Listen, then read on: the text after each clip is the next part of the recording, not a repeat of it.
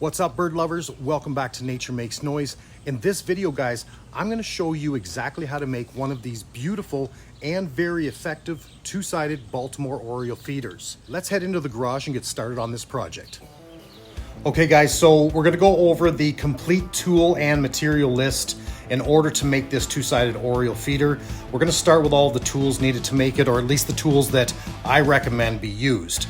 Starting with a miter saw. Now, you can use a skill saw if you want, but a miter saw will be much easier to make your straight square cuts as well as your 45 angle cuts to create the roof structure and the pitch of the roof.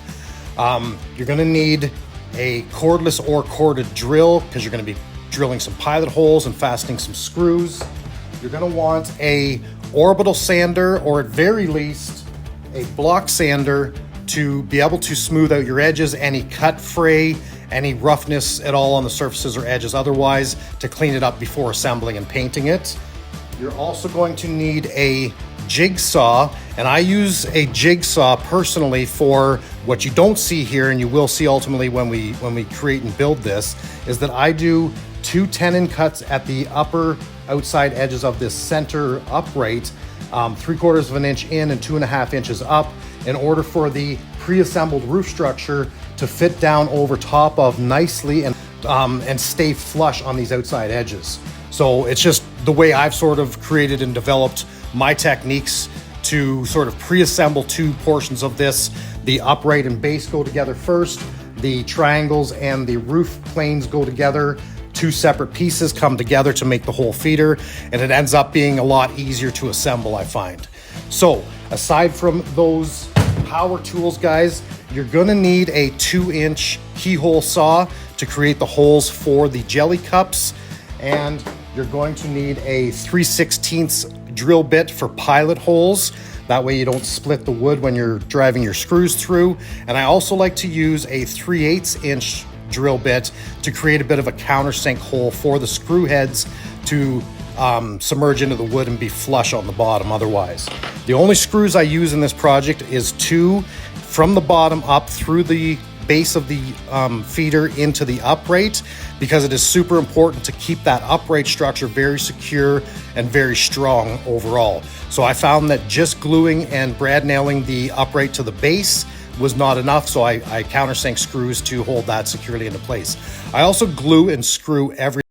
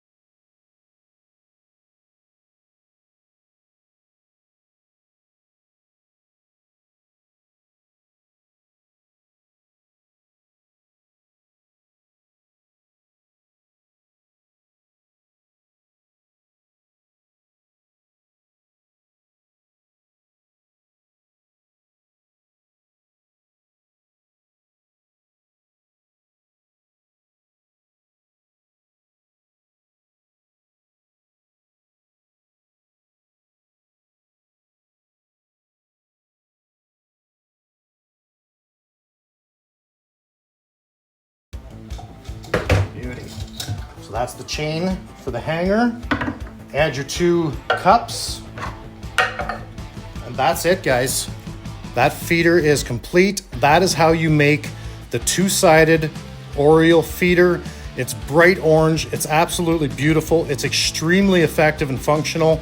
And within days of hanging this, we had plenty of Orioles coming to our feeder. What you want to do, guys, is make sure it's hung in an open area, because the Orioles are going to see that bright orange color from far distances away, and they're going to swoop down and they're going to check out what's going on, because they're naturally attracted to bright orange colors. So that's why we always go orange for Oriole colors, and we always want them out in the open and not underneath trees where they're not going to see them. All right, everyone, we're back in the garden. We got the new Oriole feeder hung up right behind us here. We got jelly in the jelly cups, and it's only a matter of time before the Orioles show up and start munching on this grape jelly. Guys, that's it for this video, and I hope you've enjoyed it. And if you found it helpful, be sure to hit that like and subscribe button, and make sure you turn on your notifications too, so you never miss a video. I hope you all have an amazing day, and I'll see you in the next one.